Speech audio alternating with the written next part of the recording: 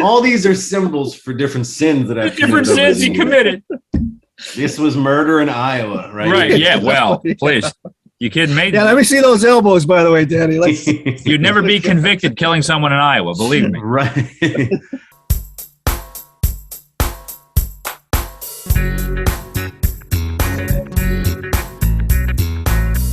Hey, thanks for having me. It's good to see you, fellas. It is good to see you, man. It's been a while.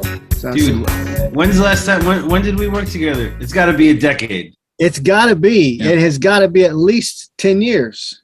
Because we started, I think, now we headline the same rooms pretty much, right? So it's like once you get to that point with we never see each other again. Yeah, I like the Rat Pack, man. I like the Sinatra and Dean and I love that vibe, man.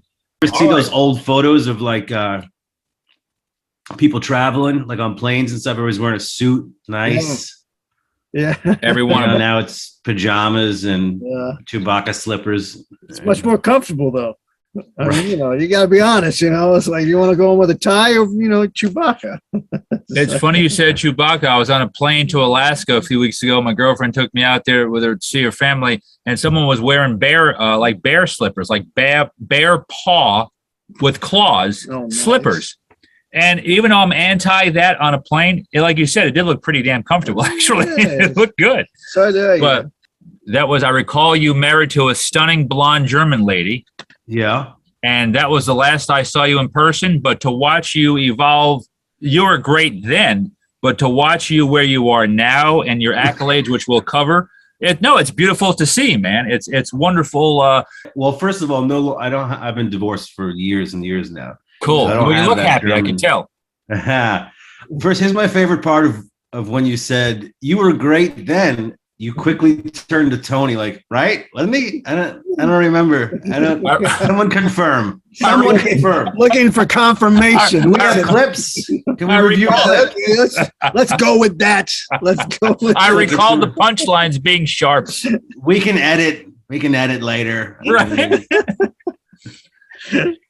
But no, it's true though, man. I just love what you're doing now and seeing you all over the place, and it's almost like a new you now, because I know between some of your personal fitness now that you've been posting that on social media, which I love seeing. Yeah, I was curious about that because that's kind of a big deal. Yeah, and it started out like we follow we're friends on social media and all that. So you start posting these things and, you kind of scrolling through, look, Danny's doing, he's doing the thing and he's working out, blah, blah. And then you start to see the progression. You start to see the guns start to be like, oh, hold on a second. Danny's up to something, man. So how did this start? And is this something that you've been trying to do? Or is this are you making a transition, the whole nine? So my entire life has been I'm yo-yo up and down in weight, always a chubby kid. So I don't know if my dry bar special is called the Chusky Life, right? And the whole joke, the premise of the joke is that I'm not obese, I'm a chubby husky hybrid Chusky, right? Sort of like Fluffy with Gabriel Grace, whatever. But that came about when I was a kid. Every year my mom would take me school clothes shopping, in high school, middle school. And I used to try to get away from her in the mall because I didn't want to hang out, I wanted to be with my friends. And she would yell for me, right? And she would yell like, Danny, I'm over in the husky section. What's your waist, 40? Huh? She's just yelling it throughout the mall. So the husky section and being chubby, this is in 8th grade, I made this note. But chubby husky became Chusky. So years and years later, when I started stand-up, that was like a little footnote I had from when I was a kid, right? But so it's always yo-yo. So like the month of December was terrible for me. Some illnesses. I hurt my lower back a little bit again, and I just let myself, And before that, October, November, I was working out a lot. So your body reacts to the way you treat it, right? So I'm nowhere near where I want to be, but part of the reason I posted on social media is for accountability. It's like I'm not looking for any praise or anything. I get a lot of positive feedback, but I want to not log in tomorrow and people were like, hey, what happened? I would get messages too. When I finished the 13 weeks, people were like, had 2 messages, you know, did you stop doing it anymore? Or what's going on? And I was like, wow, people are. I was going to ask you about that, like the response and like how people are reacting. And then like you said that they noticed when you stopped. Now, are they like commenting that they're like encouraging you, or is it something that is encouraging them as well? Both. I think it's both. It's definitely both. They're like, you know, what did you do? You know, I saw you lost 20 pounds or putting on muscle, whatever it is. There it goes. Oh, there goes the sign. Just like every comedy gig That's it. in the past, that giggle sign came crashing right down. The giggles. Oh, give me PTSD, man. I know, right? So yeah, they wanted to know what I do, and then they were like, they started, you know, hey, I want to come over and work out in your garage, or I want to, you know, tell me what you're doing. I want to try it. So I'll be back on the horse here soon. You know, I'm just getting over the vid. I got the vid a couple of weeks ago, and you know, so once I get healthy, I'll start back up again. It feels good, you know. And as I'm getting old, I'm not getting any younger, right? You feel like you're like the recovery's easier? Only because I don't. I used to make the mistake of treating my body like I was 25, just lifting too much, pushing too much. So I know to listen to my body, and you know, and kind of. I know how to get a good workout without treating it like I climbed Mount Everest. You know, training smart. No, not everybody's Joe Rogan. Right. Yeah. No. And isn't it amazing though that you could just kind of innocuously put videos on the internet, on social media, and people are paying attention, and it's inspirational for them. And they're literally concerned. Are you still doing it? What's going on with you? That's kind of cool, right? I mean, a little external reinforcement, you know, so to speak, you know, maybe a little tough love sometimes, but it's good to know that people are paying attention. I got to Google innocuously. Hold on. Well, and I know you're doing well because I saw some ink. You were never tatted, but man, the last couple of years, you've been going crazy on a sleeve. It looks like. Oh yeah. I just got some more color done under here, which was very, very awful to go through. But got this whole arm, just one over here, and I'll just keep going until. Is it by the same artist? Yeah, same guy. He's done my family, my friends. So you want to give him a shout out? Yeah, give him a shout. Oh, yeah. His name's Jason. He owns Electric Legacy Tattoo here in Jacksonville. It's on Normandy Boulevard. So you got to check him out. He does piercing. Not that I'm not doing any piercings. Sure. Because putting ink on your body permanently, that's not weird. Was it a Prince? Prince Albert? Prince Albert? Yeah. Prince Albert. Yeah, I don't have that kind of confidence. I love the tattoos. How about a Prince Albert? Yeah. You throw one in on the sleeve costs a lot of money. You throw a little bonus. Give me 3 of them. So you said you want to do the other arm and just keep going. So like you're addicted now to ink. I like it a lot. I like it. I've always wanted it. I was just, like I said, I was married for 81 years and I wasn't allowed. So now I know that most pieces, like I've got some tattoos myself, and like most pieces have some significance. Is there like a story you're telling on the sleeves? Yeah. So I don't know if it's a story or I grew up Catholic, so I don't know whether it's from my childhood or not. Confession. But what's that? Confession. It's all these are symbols for different sins that I've different sins he committed. This was murder in Iowa, right? Right. Yeah. Well, please. You kidding me? Yeah. Let me see those elbows, by the way, Danny. You'd never be convicted killing someone in Iowa. Believe me. Right. It's all stained glass windows with the exception. My first 2 were a Joker and an Ace, the cards. Oh, okay. I got those 2 first. I was a huge poker player, still play once in a while. Thought the Joker and the Ace Hearts was appropriate. And then around it is all stained glass windows all around. Oh, I really like those. And it's just I don't know, it symbolizes a lot. I don't know if I don't want to get into it. Man. And mind your business. What is this, an interview? I know. It's beautiful. It's all this information. So it's all these questions. So I wanted to ask you about the dry bar special. Yeah. Now you shot this. It's been a year? Dude, I just got a Facebook memory popped up. 3 years. 3 years. Wow. Oh, yeah, we lost a year. This month. This month is 3 years. I thought the same thing. And the funny thing about that was it's first of all, it's been the best things. You know, I've filmed a lot of stuff over the year. You guys have filmed a lot of stuff, but you talk about first class operation, quality videos or whatnot. I sent him a message probably maybe a year before I filmed. Never heard. Oh no, I heard back, but never got booked. And then I was filling in at the Comedy Zone in Jacksonville. It was a last minute fill-in feature spot for this headliner whose dry bar happened to come out that day. I was asking her about it. She's like, "Oh, I'll connect you with some. There's multiple bookers. Yeah, I'll connect you with a booker." And I got a call the next day saying, "Can you be available in 10 days to shoot dry bar?" Wow. So I was like, "Wow, how do you lose 30 pounds in 10 days?" Right. That's the first question. So they flew me out to Utah, and at that point in the dry bar series, you were doing 30-minute specials. They said do 40, we'll chop it to 30. And now they're doing like 20-minute specials. So they're filming. It was me and one other guy that one night. You film 2 shows back to back, same outfit, same jokes, same order. And they ended up keeping 37 minutes of my 40. Wow. So it's a 37-minute special.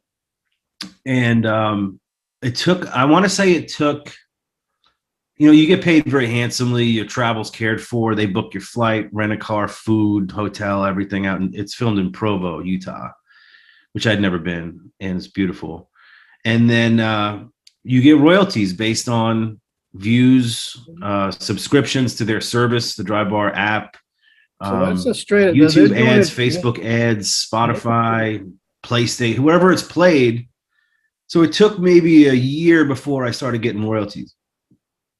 Because they have to like recoup what they say their production cost is for them. Yeah. Then after that, then it's all, And if mine did that, and mine, was pretty popular or still is, some of the guys that have 10 times the views that I have, they must have been getting royalties right off like 3 months in. I mean, they must have been, yeah, I'm sure. Extremely lucrative. And then the clips have been instrumental in, getting different gigs too. And, Dan, we've been saying dry bar, and we put a lot on the comedians on Cork page and stuff, but can you let people know, the listeners know, walk them through when we keep saying dry bar, like what it is and what's the difference between like shooting like a Comedy Central special or something like that. So what is dry bar?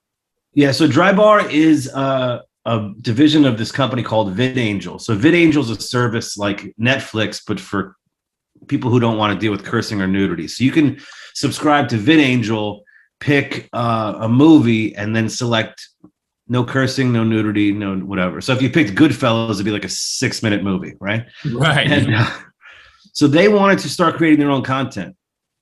And they created Dry Bar. So it's all clean comedy, no sexual references, no cursing. It's not faith. I think their company's faith-based, but the comedy's not faith-based. It's just, they wanted to put out all this content and specials from these clean comedians on their own platform.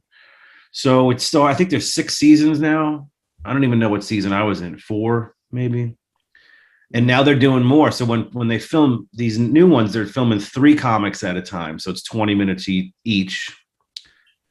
But not only was it just 10 days before my special, I was like, what material, like, what material do I do? Because once I do it, it's burnt, right? It's like, and then also you're on film, like you can mess up a joke at a gig or miss a joke or whatever. This is on film. Yeah, and you have almost forever. They ask you too, like they give you a little notepad and say, jot down some notes from what you think we should edit, keep, whatever. Not that they said not that we're going to do it, but just as a guide. Yeah. And I said they ended up using my whole second show. No edits, almost no edits. They edited one joke. Mr. Perfect. Look at this guy. You see? One take Danny. One take. It was extremely nerve-wracking, man. Yeah. I'd never been like right before you get called on stage. Even now, you guys know, in a regular gig, right before you get called, you get butterflies. But just think about if you're being filmed. There's no margin. That is the worst thing. I actually have a horror story that I'm not going to share right now about exactly that, about like that moment, because this is like a big opportunity, like a TV moment, like a national TV moment. But it shook me too much, so I was off my game. It was I blew a Last Comic Standing audition due to nerves. Plus, I was standing it was in Nashville at Zany's, and we're standing in the snow for 6 hours outside. And I'm literally shaking because of the cold. There's like an inch of snow on my shoulders. I keep brushing it off. You finally get into this little waiting room, and I'm literally, my legs shaking from both nerves and freezing. And I get up there. One judge laughs, the other one doesn't. I don't even know what I said up there. They were like, "Oh, thank you. Have a good day." Yeah. Well, dang, man. I'm glad that you brought up those legs, because I heard they did some fancy moves on Cobra Kai, man. Tell me what's going on with this? Yeah. You moving into martial arts now? So Was he got the tattoo? That's it, yeah. He's a Cobra Kai. I had fun. So normally I don't do, this sounds pretentious. Normally I don't do extra work. However, yeah, you're right. It does. It really does sound pretentious. It was good. I don't. It's just that you know how what the pay is, right? And for extra work. But I had the days available, and it was Cobra Kai, and I'm a huge Karate Kid fan, right? So I've done, 20 some odd commercials, voiceovers, and I've always been in it. Oh and yeah, I was like, there's no reason not to. Yeah. Yeah, let me take a break and go hang out with the Cobra Kai cast. So they were filming in Jacksonville for a week. And I took it, and it was 2 days, and you're on set, and it was amazing. I'm glad I did. I learned a lot, because I don't really get, when I do commercials, I don't get a chance to sit and watch the crew, how they work, how they move, So I filmed for 2 days, and I thought, man, I'm right there with the guy who plays Kreese. I'm literally in so many different scenes. I'm literally I could see the camera filming my stupid head, and I'm like in my body, like my whole, I'm right there. I'm like, man, this is it. I'm gonna make a big appearance on this Cobra Kai, and I'm joking with the producers in between. I'm like, "When's my fight scene? When do I fight?"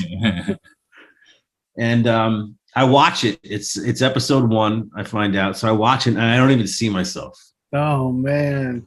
And I've heard my friends do. They've been in a movie, they've been in a TV show, and it just gets cut. Right? Just never. I was like, I didn't even think of that. I didn't even think to not tell people.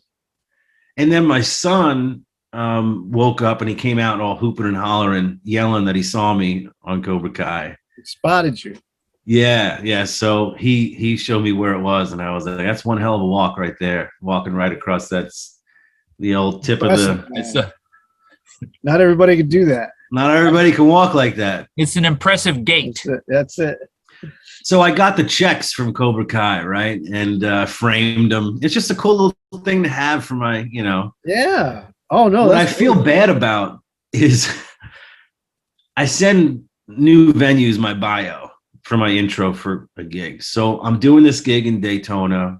I send him my bio, and he doesn't introduce me yet.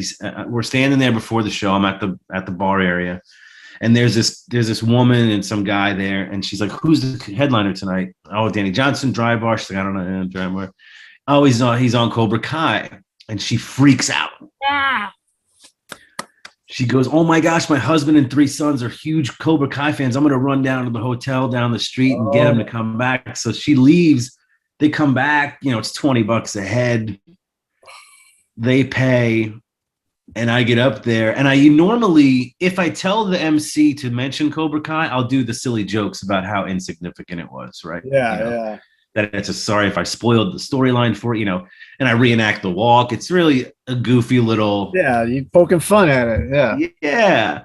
So I decided that night not to do those jokes because I didn't want to discount the fact that they thought this guy from Cobra Kai was going to be on the show. That is so funny. Did they come up afterwards and get pictures and stuff? It was very odd. They treated me like a celebrity. They did not approach. They were eyeballing. Oh, wow. You know what I mean? Like, when you watch fans see a celebrity that they're afraid to go up to, they just kind of stare, and it's awkwardly kind of hanging around they're in your peripheral the whole time. Yeah. And I was like, all right, keep it back before. Easy. That's pretty gangster though, right? Take the money and not do the jokes for him. I love it. You should have just looked at him and did the crane. Yeah. Come here, kid. You do that in the episode? No, I do nothing. I do almost nothing. But I don't know if you've ever been an extra on a set, the disparity in which you're treated. We were treated well. Yeah. but it is, Union goes first. They eat, they snack first. They go on the bus back to the hotel for lunch and dinner first. And I remember it was really hot. It was all filmed all outside. They took a break for drinks, and all the actors and the crew went to this tent where there was ice. And then the director or producer, somebody was like to the extras, and there was only about 20 of us. Like, hey, you guys can go to the tent in a few minutes, but until then, we put this case of water over here in the bushes if you wanted to grab it. Yeah, you thirsty? Give me one of those. Okay. Yeah, we buried this case of water over here. Yeah, you go hunt. In the woods. Here's a map. I've done some extra work on some big films, like back in the day. Yeah. If you could actually spot me in some stuff, like that old HBO series From the Earth to the Moon. Okay. Tom Hanks was one of the executive producers, and one of the episodes that I was in was directed by Sally Fields. Nice. So that was cool. It was, we got to meet her and stuff. She was really cool. Oh, very cool. And then if you watch the movie Instinct with Anthony Hopkins and Cuba Gooding Jr. Yeah. I'm in the yard, man. I'm in the jail yard in the prison. Nice. See my tats. Real hardcore Behind criminal. Cuba Gooding Jr. Yeah. But yeah, it's a different thing. Yeah. I mean, it was cool because those were big productions, but yeah, those like the independent stuff. It's like, man, you better bring some snacks or something. Yeah. Yeah. It was really hard not to look at the camera either, because I'm pretty close. There's a couple, if you watch the episode 1, season 4, they're mostly sitting down in this little chairs outside, and we're all around them the whole time, and or walking behind them. And when you're walking or standing, the camera, I mean, is right there. Like it's really hard not to when you're walking past it. Or some of the scenes I'm standing around them just having a drink, talking, fake talking to somebody. Oh, yeah. And I can see the camera glaring, it's like not that close obviously, but like I just want to turn and be like, yeah, I'm in it. Like, yeah. That would have been awesome, dude. That would have been funny. Cut. Who is that guy? We got to get that guy to walk. Danny Johnson. And on day 1, I didn't wear sunscreen. Oh. Day 2, I was a red beet. Oh, yeah. On the old noggin there. Wonders of makeup. So we were also talking recently about losing some great, comedians and legends, like, Betty White and Bob Saget. Did you ever work with Bob at all? Or you have any Bob Saget stories? Yeah, it's funny. That was tough, man. I don't know. He's not a friend, right? We didn't hang or regularly communicate, but we did lately, which was bizarre. And the first time I worked with him was 20 years ago when I was a house MC at the Comedy Zone. I want to say it was 2000, 2001. I thought it was the first big celebrity I'd ever worked with. And I'm a house MC. It was a Tuesday through Saturday at that point at the Comedy Zone. Full week. And he worked the whole week, I wore a suit every night like I was some big Rat Pack, Yeah, that's it. Doing my shtick, and I'm driving him around town in my Chevy S10 pickup truck, and he was just the nicest guy in the world. And we went to different bars, and they had VIP sections set up, and we had to call in advance. And he's a big tall guy just sitting in my truck, kind of cramped up, and just super nice. And we worked the whole week, and he goes, hey, if you're ever out in LA, call this number, I'll get you some sets. And I was like, I'm an MC. I got like 18 minutes of material, right? I've never. So about a year later, I did. I call him up, and I never get him. I got his, I guess, booker, assistant, whoever. And she got me shows out in LA, and I went out there based on his word, and I just walked in the Laugh Factory and did sets that week. Wow. It was unbelievable. I couldn't believe it. People were awesome. like, who's this guy? And I'm like, oh, Bob Saget. Wow. Yeah, And people can't do that anymore. Yeah. Do that anymore. That's so we obviously didn't keep in touch with them, but just recently, I worked with him at Florida Theater. I opened for him. So it was July 12th or something. 1,000 people. And I go up. He's in the. I walk in. I walk past his dressing room. He's watching my dry bar clips. So I guess they told him, "Hey, your opener is on his way. Here's his name." He looks me up. He's laughing, which is good. He goes, "Hey, I'm gonna make a few phone calls. Do you mind if I just come get you and we'll catch up or whatever?" So after a while, he comes and I go in there and I made him laugh, it's always fun when you make a big comic laugh. Like his dressing room had a shower in it. So as soon as I walked in, I'm like, "Hey, do you mind if I shower?" And he got a big kick out of that.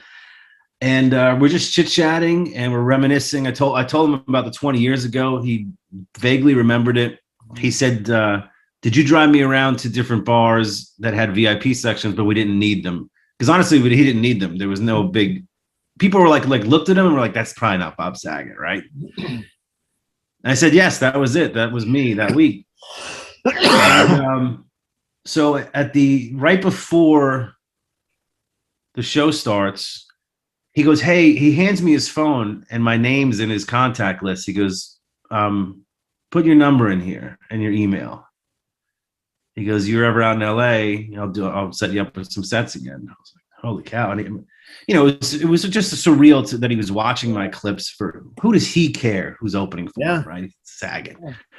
And that he had my name in his phone already. And so anyway, I email him. We exchanged some emails a time or two, August, September, October. I was asking him about his gigs in Charlotte and some of the Florida gigs. Yeah, you need an opener. How's the road?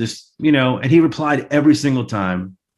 And then December 12th, he sent me one last email. "Happy holidays to you and those that you love. May your 2022 be less effed up than the previous 2 years." Man. And I responded back, "Thank you. Much love to you and yours as well." And then that was December 12th.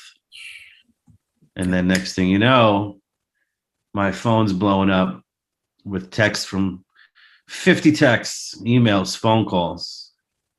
Saget's gone. And you're just like, I don't get it. Yeah. I don't get it. Healthy, no drugs, no alcohol, nothing. The nicest guy. I thought it was fake. I thought it was like a fake report, And when he was on stage that night, he called back to my show twice, told a little story about how we worked together 20 years before that to the crowd. Like, it made me feel like $1 million. Why is he doing this? What? And then you hear all these other stories now about how he was just like that. This is the kind of person he was. Mm-hmm. Yeah. And the thing I get, the two celebrities that have helped me either with gigs, the way I write, whatever, dead. Saget and Giraldo. Greg Giraldo. Wow. Oh, yeah. Man. I worked with Greg. Like, these celebrities got to stop helping me if they want a long life.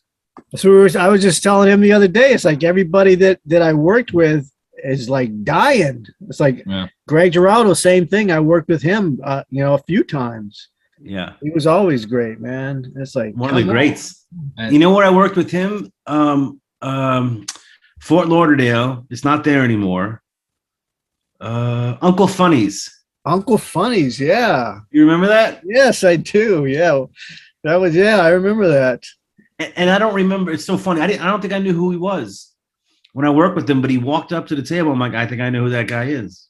And just brilliant. And I was feeling so down about my set. And I was like, I had this, like, some of the material in my dry bars actually, when I was using it on Uncle Funny's, like I said, "Greg, I got this fast food material. I'm not, I'm like, what am I doing up there? What?" And he was just like, "Is it real to you? Is that material real to you? Did you take it from someone, or is that an experience of yours that you're now exaggerating on stage? If it's real to you, then do it." Mm-hmm. He goes, "I got jokes I'm looking to get rid of still." And we worked on that. Like, when we hung out at the pool during the day, I was like, "Which jokes?" And he was telling me how he's trying to get rid of them. They're not real. It's just a made up joke. It's not. He goes, "I don't care what you talk about up there, as long as it's real to you." Yeah. And he goes, you have some stuff about your family in your set. He goes, "Do the whole 30-minute set about your family tomorrow night." And I did, and I killed. And as I'm leaving, crisscrossing, as he's coming up, I'm leaving. He goes, now that was a good set. Wow. Because that was real to you. Yeah. And he goes, I'm not saying don't do the fast food jokes. I'm just saying the stuff that's real to you. It doesn't matter what the topic is. You're not going to be no one's the next Bill Hicks. Yeah. No one's the next. Yeah. You just take what's real to you. So Geraldo passed, Saget passed, these all very generous comics. It's like, you don't want anyone to pass, but there's so many comics that are not so many. There's some jerks out there. Yeah. Why can't they die? Right. Well, it's like it's like give up that stage time already, pal. Yeah. It's the now we're battling TikTok stars and YouTube stars. Oh yeah, YouTube stars, influencers, and internet sensations. And I felt that way when Norm Macdonald passed. I couldn't believe what I was reading. And to me, that hit me almost as hard as when Robin Williams, when I saw him, when I saw that on my computer, that Williams died. I couldn't believe it. When I saw Norm passed, I didn't see that. No one, he kept that cancer, I guess, so quiet. It was amazing. I didn't know. Yeah. If you watch his last special, was it Hitler's Dog on Netflix? Yeah. There's a giant chunk of material sprinkled throughout about death, life and death. It's such a weird, bizarre thing to go back and watch. Yeah. He knows, because that was filmed a couple years ago. He knows he's dying. Wow. Yeah. And I worked with him once. He gave me a nice little backhanded Norm compliment. I think you guys know, hopefully. I'll let you know when I have a bad set, an average set, a good set. I'm pretty honest, hopefully. So I'm up there featuring for him, and sometimes that's a real sweet spot to feature for a celebrity. It's just an easy, home run. I'm killing it. The room's, I'm destroying the room, which is, feels great. Yeah. So I go backstage, and Norm's there with who he referred to as his tour manager at the time. A tall guy. I don't know how tall he is, but I remember looking up to him like a giant. Could have been in my head or something, but he's just and he looks down at me and he's smiling, and his tour manager, is laughing a little bit. And he goes, "Hey there, Danny, you got a lot of people laughing out there. You got the people in the audience are laughing there, and the wait staff is laughing there, and the bartender's laughing back there. My tour manager here, he's laughing it up back here. He's not me, but everybody else. Everybody else will laugh." That's a terrible Norm impression, but that's the best that I could do. Not bad, man. Not bad. But that's the best compliment, isn't it, though? Yeah. That's just the greatest thing. Yeah, and I passed him, and he gave me a swat on the back, and he went out there, and he just killed. He took it. It was like I didn't even perform. He just did 90 minutes, no drink, no notes. Yeah. And it wasn't, I was out in the lobby. I don't even think people knew I performed. That's how well he did. Yeah. Some of those guys are just like that. You become forgotten very quickly. You're like, okay, this is the reason they're here. I was up there too. Up there. But it's just beautiful though, getting that recognition though, and also to know that people like you telling that story. I was a Norm fan. I was a Bob Saget fan. When I was in radio, he did an interview with us at 98 Rock in Tampa, and I was telling Tony on one of the last episodes, I said that he was so nice, and during commercial breaks, he could have pulled the whole Hollywood thing and said, "Hey, I need to take a phone call in the hallway." He didn't. He stayed with us. He was doing dirtier stories off the air about Full House and stuff like that. Then once we went back on, he went back into Bob Saget mode. I took my mom to the show, to the Improv that night. She didn't realize he was that dirty. We had a great time, and it was just it was really, really killer. Real quick, are you working on some new material, or what do you got going on there? So the thing about the dry bar is the most notoriety I've gotten in stand-up, right? And I'll get a handful of people, dry bar fans in general, maybe not me specifically, maybe at shows and whatnot. And I sort of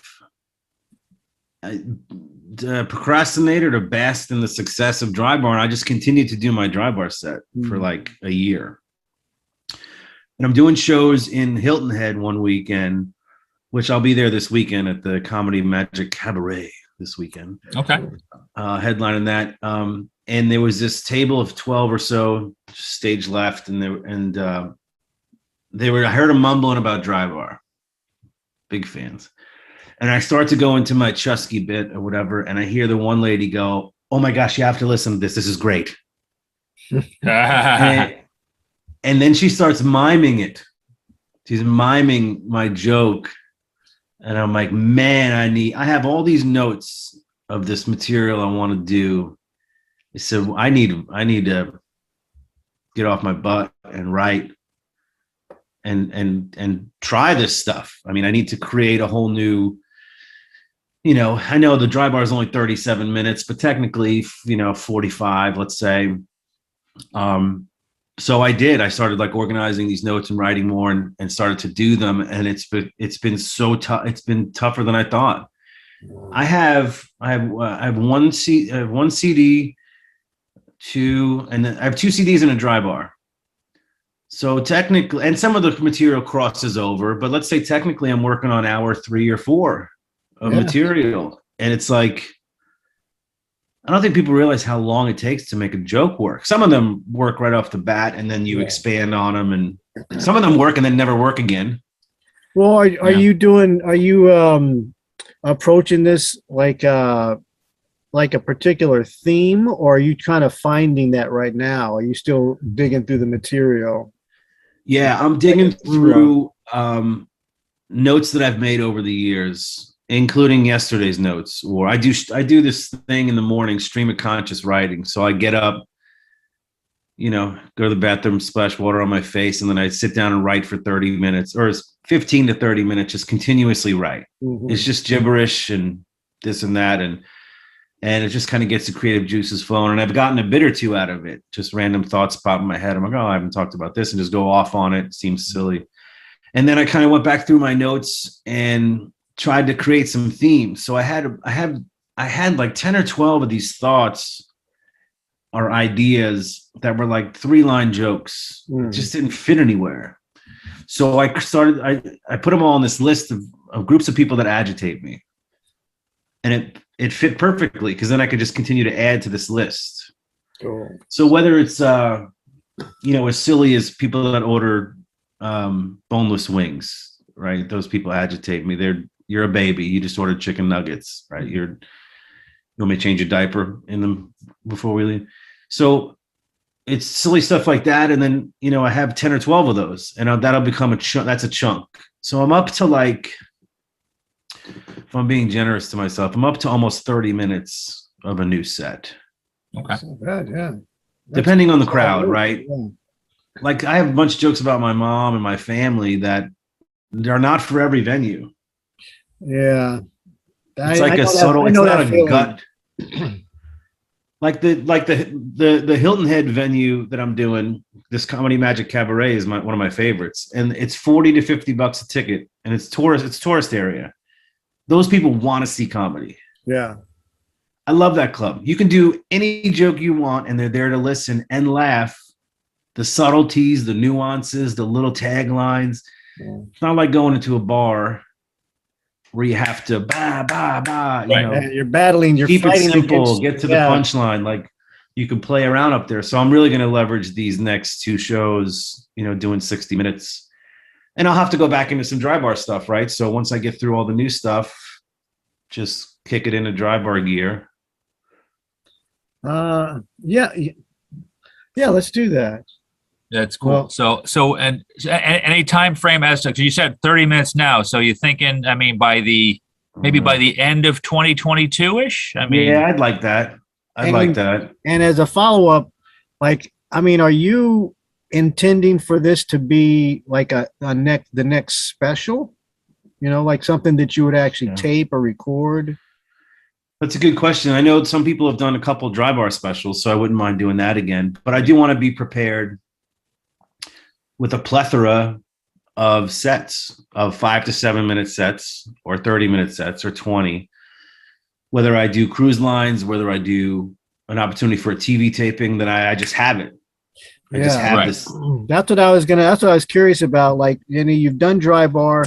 That's potentially something you could do again. Yeah. But are you looking at other avenues as far as the Comedy Centrals, Showtime, the HBOs, that kind of thing?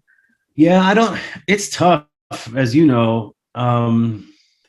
I worked with Big J Okerson recently. Mhm. I don't know if you Yeah. know who he is. Great Yeah. comic, man. I've never seen him I'm working live. with him. If you haven't seen him live, you need Yeah, to go. I got to work with him too. So yeah, he's awesome, dude.